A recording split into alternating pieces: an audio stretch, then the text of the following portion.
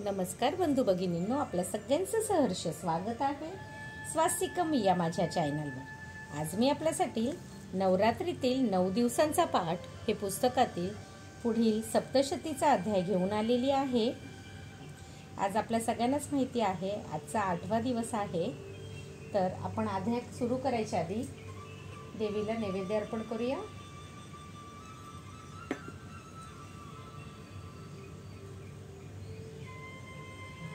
नैवेद्यम समर्पयामि।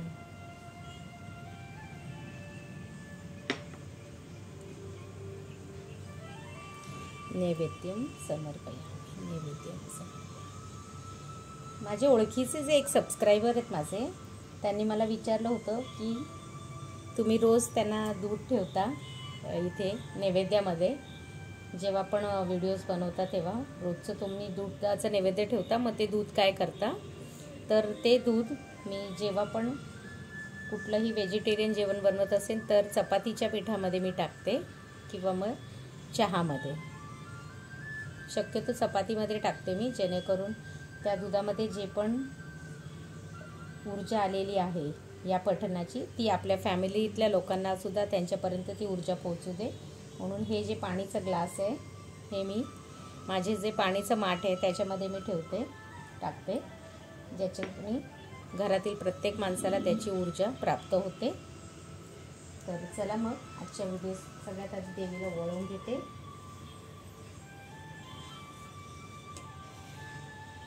उध गाई उध उध उध उध आई जगदंबा, उध उध उध गाई उध आई रेणुका, उध उध आई तुळजाभवानी माते की जय। उध गाई उध आई नवदेवींनो तुम्हाला शत प्रणाम। तुम्हाला सुद्धा देवीचं दर्शन घडवते। उध गाई उध उध उध उध उध उध उध।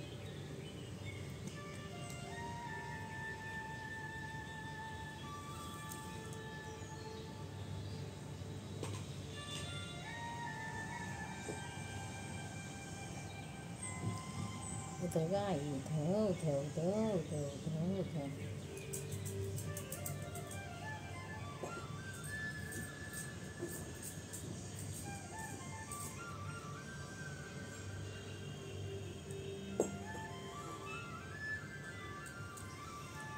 उध गाई उध उध।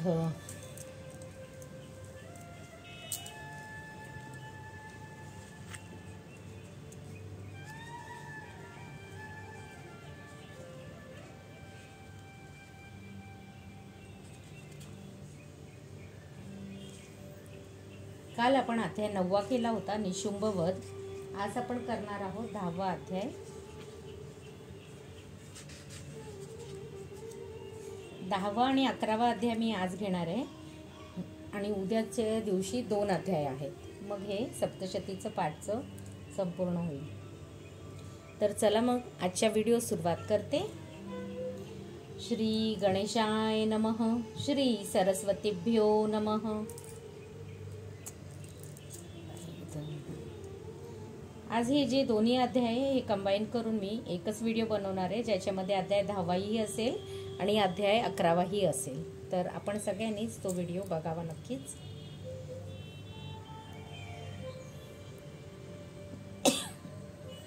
श्री दुर्गा सप्तशती अध्याय 10वा शुंभ वध। ध्यान। मस्तकावर चंद्रकोर धारण केलेल्या शिवशक्ती स्वरूपा भगवती कामेश्वरीचे मी हृदयात ध्यान करतो।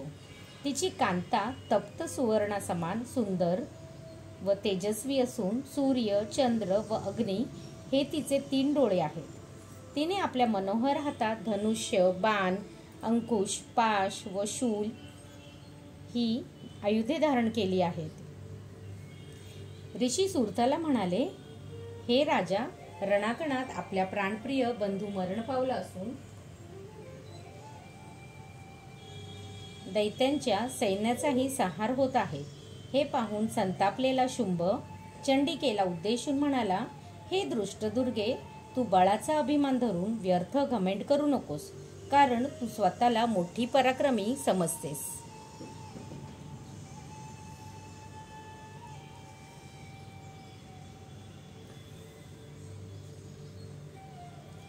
रणांगणात आपला प्राणप्रिय बंधू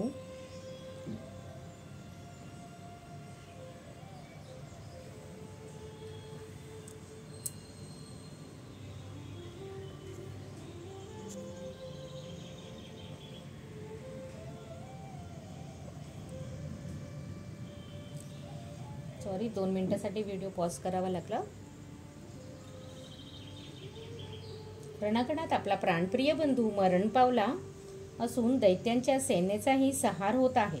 हे पाहून संतापलेला शुंभ चंडिकेला उद्देशून म्हणाला, हे दृष्ट दुर्गे, तू बळाचा अभिमान धरून व्यर्थ घमेंड करू नकोस, कारण तू स्वतःला मोठी पराक्रमी मानत असलीस तरी इतर देवींच्या सामर्थ्याच्या आश्रयावरच लढत आहेस। तेव्हा देवी म्हणाली, अरे दृष्टा, या जगात मी एकटीच आहे, येथे माझ्याशिवाय दुसरं कोण आहे? या देवी माझ्या विभूती आहेत आणि माझ्यातच प्रवेश करीत आहेत, पहा। त्या समयी ब्रह्मानी आदी सर्व देवता तिच्या शरीरात विलीन झाल्या आणि त्या ठिकाणी एकटी अंबिकाच राहिली। ती शुंभाला उद्देशून म्हणाली, मी माझ्या प्रभावाने अनेक विभूतीच्या रूपात येथे उभी टाकली आहे। ती सर्व रूपे मी आवरून घेतली आहेत। आता या युद्धात मी एकटीच आहे, तेव्हा तूही सांभाळून राहा। ऋषी म्हणाले, हे राजा। त्यानंतर सर्व देव आणि दैत्य पाहत असतानाच देवी व शुंभ या दोघांचे भीषण युद्ध सुरू झाले। बाणांचा वर्षाव, तीक्ष्ण शस्त्रे व दारुण अस्त्रांचे प्रहार यामुळे त्या दोघांचे युद्ध सर्व लोकांमध्ये महाभयंकर वाटू लागले। त्यावेळी अंबिकेने जी शेकडो दिव्य अस्त्रे सोडली ती सर्व दैत्यराजांच्या निवारक अस्त्रांनी नष्ट केली। अशाच प्रकारे त्यांनीही जी दिव्य अस्त्रे फेकली ती सर्व परमेश्वरीने उग्र हुंकारदिकांनी सहजगत्या नष्ट केली। त्यानंतर त्या असुराने शेकडो बाणांनी देवीला आच्छादून टाकले। त्यामुळे संतप्त झालेले तिने बाणांनी त्यांचे धनुष्य तोडून टाकले। धनुष्य तुटताच त्या दैत्यदिपात्याने शक्ती हातात घेतली, पण तिने त्याच्या हातातील शक्ती ही चक्राने तोडून टाकली। तेव्हा तो हातामध्ये खडग व शतचंद्र चिन्हांनी युक्त अशी तेजस्वी ढाल घेऊन देवीवर धावला। पण तो चाल करून येत असताना चंडिकेने आपल्या धनुष्यातून सोडलेल्या तीक्ष्ण बाणांनी त्याची सूर्यकिरणाप्रमाणे तेजस्वी असलेली ढाल आणि खडग तोडून टाकले। त्यानंतर त्याच्या रथाचे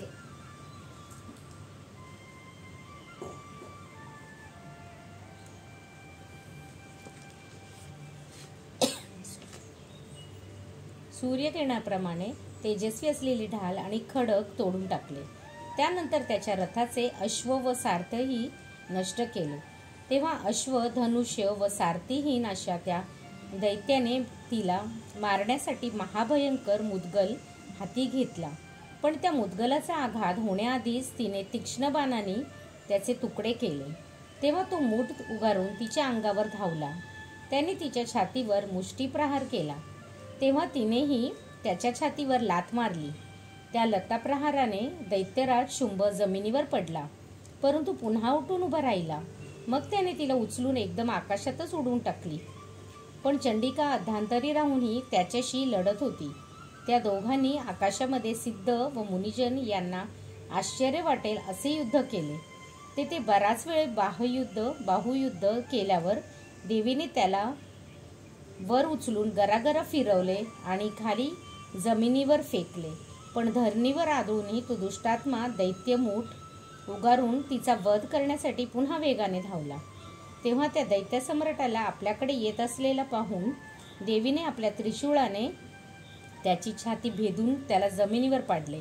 तिच्या तीक्ष्ण शूलाग्राने घायाळ झालेला तो दैत्य तत्काळ गतप्राण झाला आणि सागर, द्वीपे व पर्वतांसह समस्त पृथ्वीला कंपायमान करीत भूमीवर पडला। तो दुरात्मा मारला जाताच संपूर्ण जग प्रसन्न व स्वस्थ झाले। आकाश स्वच्छ निर्मळ दिसू लागले। त्यात पूर्वी जे उत्पातसूचक उल्कायुक्त मेघ भरलेले असत ते सर्व विरून गेले। नद्याही सरळ मार्गाने वाहू लागल्या। शुंभाच्या मृत्यूने सर्व देवींचे मने आनंदाने भरून गेली। गंधर्व ललितरयुक्त गायन करू लागले। इतर गंधर्व वाद्य वाजवू लागले। अप्सऱ्या नृत्य करू लागल्या। पवित्र सुखकारक सुगंधी वायू वाहू लागला. स्वच्छ सूर्यप्रकाश पडला. अग्नी शांतपणे प्रज्वलित होऊ लागली आणि सर्व दिशातून उठणारे भयंकर आवाजही शांत झाले. याप्रमाणे श्री मार्कंडेय पुराणातील सार्वनिक मन्वंतरातील देवी महात्म्य कथेतील शुंभवध नावाचा 10वा अध्याय संपूर्ण झाला. ओम तत्सत. श्री दुर्गाय नमः. श्री दुर्गा सप्तशती अध्याय 11. देवाकडून देवीची स्तुती व देवीकडून देवांना वरदान. ओम. मी भुवनेश्वरी देवीचे ध्यान करतो. तिची अंगकांती प्रभातीच्या सूर्याप्रमाण आहे. तिच्या मस्तकावर चंद्रकोरीने युक्त असा मुकुट आहे. तिचे स्तन पुष्ट असून तिला 3 नेत्र आहेत. ती हसतमुख आहे.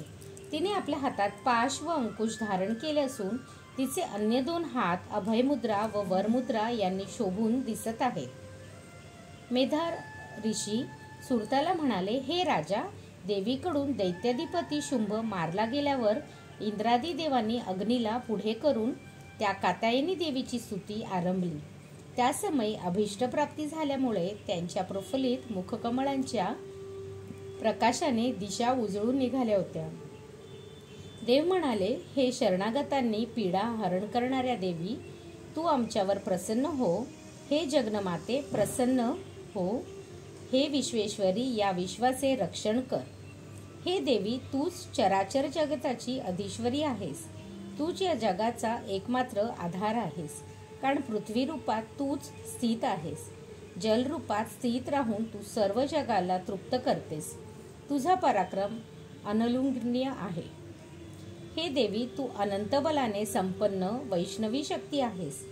तू विश्वाच्या उत्पत्तीस कारणीभूत परामया आहेस. या सर्व जगाला तूच मोहित केले आहेस. तू प्रसन्न होतास या पृथ्वीवरच मोक्षप्राप्ती करून देतेस. हे देवी, सर्व प्रकारच्या विद्या ही तुझीच भिन्न भिन्न रूपे आहेत. या जगातील स्त्रिया तुझ्याच मूर्ती आहेत. हे जगदंबे, समस्त विश्वाला तूच एकमात्र व्यापून आहेस. तुझी स्तुती आम्ही काय करणार, कारण तू स्तवनापलीकडची परवानी आहेस. हे देवी, तू सर्व भूतांचे स्वरूप आहेस. स्वर्ग आणि मुक्ती देणारी आहेस. म्हणून तुझी स्तुती करण्यास वेदही समर्थ नाहीत. अशी आम्ही तुझी स्तुती करतो. तुझ्या स्तुतीसाठी शब्दामध्ये यापेक्षा अधिक चांगली वचने काय असू शकतात. सर्व लोकांच्या हृदयात बुद्धिरूपाने अधिष्ठित असणाऱ्या आणि स्वर्गमोक्ष प्रदान करणाऱ्या नारायणी देवी, तुला नमस्कार असो. कला काष्टादी रूपाने क्रमश अंतिम परिणामाकडे नेणाऱ्या त्या विश्वाला चालय करण्यास समर्थ असणाऱ्या नारायणी, तुला नमस्कार असो. हे नारायणी, तू सर्व प्रकारचे मंगल करणारी मंगलमयी आहेस.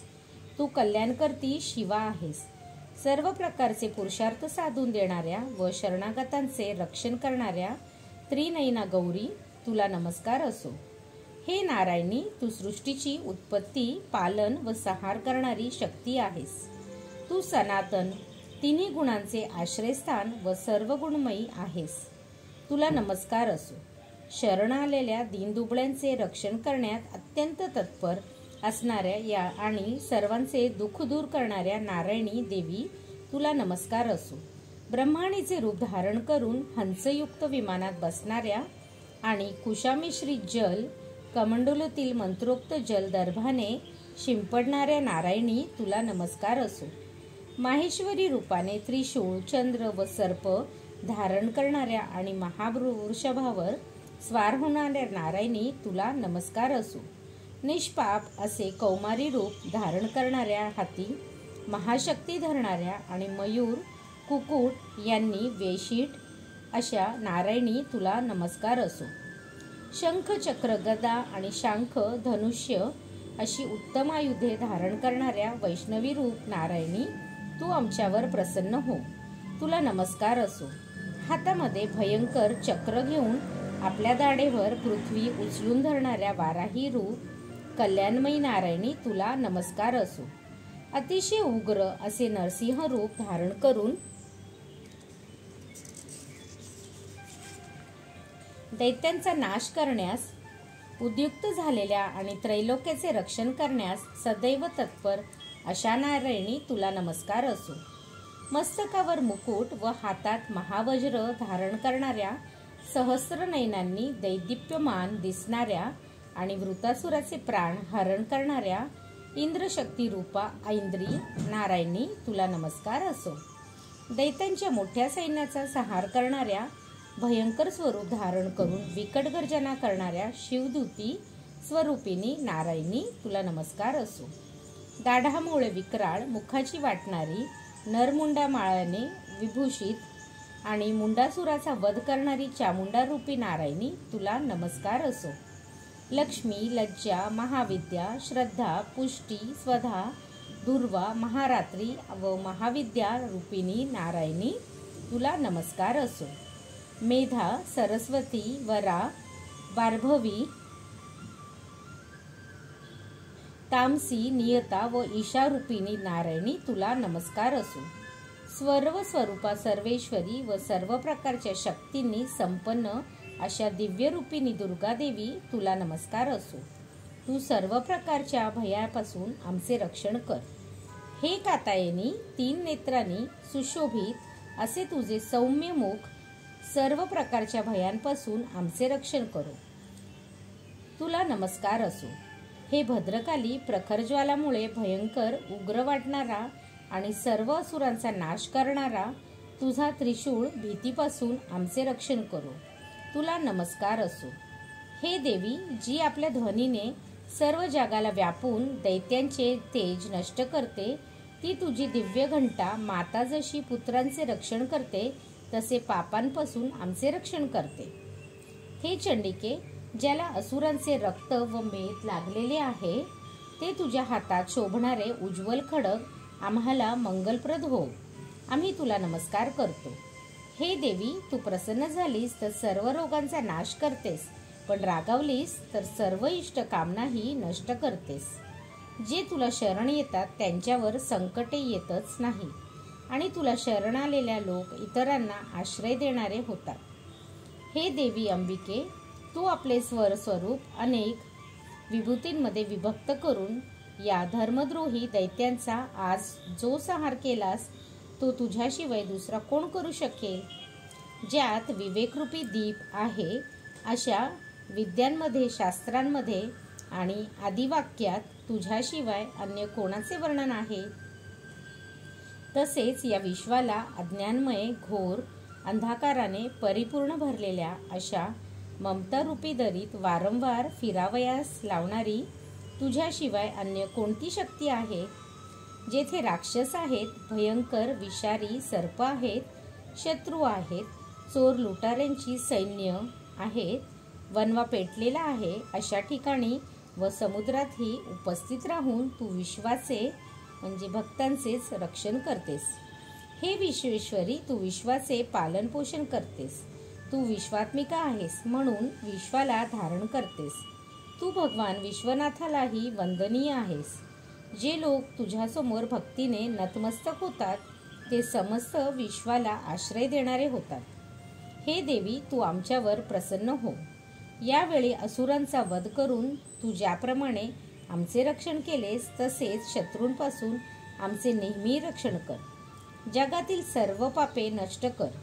तसेच उत्पात व पातके यापासून उद्भवणारे महामारी आदी मोठ्या मोठ्या उपद्रवांपासून आमचे रक्षण कर.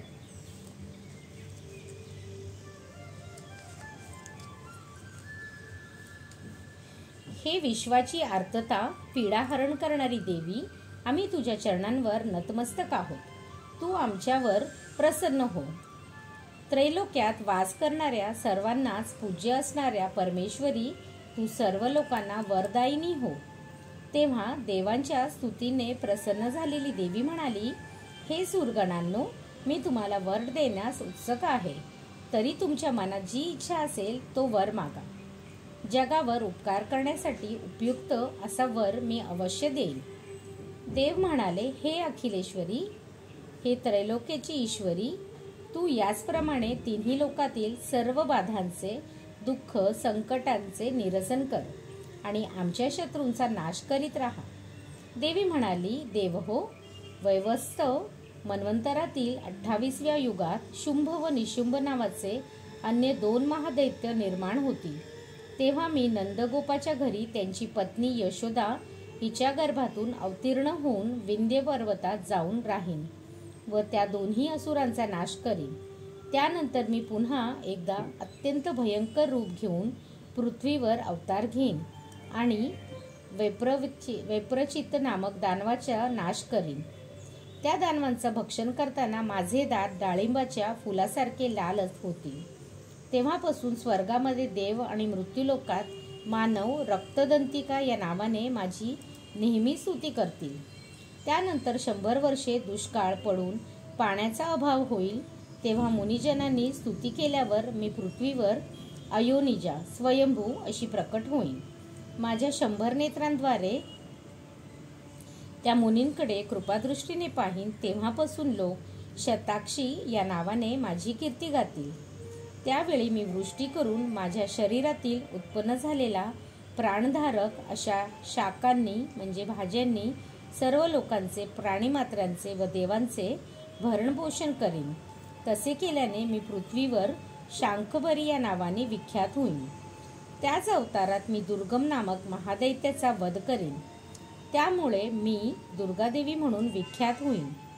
मग मी हिमालयात भीमरूप धारण करेन, मुनींचे रक्षण करीन, तेथे उपद्रव करणाऱ्या राक्षसांना भक्षण करीन. त्या समयी सर्व मुनिजन नम्रतापूर्वक माझी स्तुती करतील. त्यामुळे मी भीमादेवी या नावाने विख्यात होईन. जेव्हा अरुण नामक दैत्य त्रैलोक्यास भयंकर उपद्रव करील, तेव्हा मी त्रिभुवनाच्या हितासाठी भ्रमर रूप घेऊन आणि 6 पायांचे असंख्य भ्रमर निर्माण करून त्या महादैत्यांचा वध करीन. त्यावेळी सर्व लोक भ्रामरी देवी या नावाने सर्वत्र माझे स्तवन करतील. याप्रमाणे जेव्हा जेव्हा या जगात दानवी बाधा उत्पन्न होतील, तेव्हा तेव्हा अवतार घेऊन मी शत्रूंचा संहार करेन. याप्रमाणे श्री मार्कंडेय पुराणातील सार्वनिक मन्वंतरातील देवी महात्म्य कथेतील देवी स्तुती नावाचा 11वा अध्याय संपूर्ण झाला. श्रीदेवी पर्णमस्तु. शुभम भवतु, शुभम भवतु, शुभम भवतु. आपल्याला जर माझे व्हिडिओ खरंच आवडत असतील तर आपण माझ्या चॅनलला सबस्क्राईब करा, माझ्या व्हिडिओला शेअर करा आणि कमेंटमध्ये ओम दुम दुर्गाय नमः लिहायला विसरू नका. आई ऋणू का उधो उधो उधो उधो आई तुझा भवानी उधो उधो.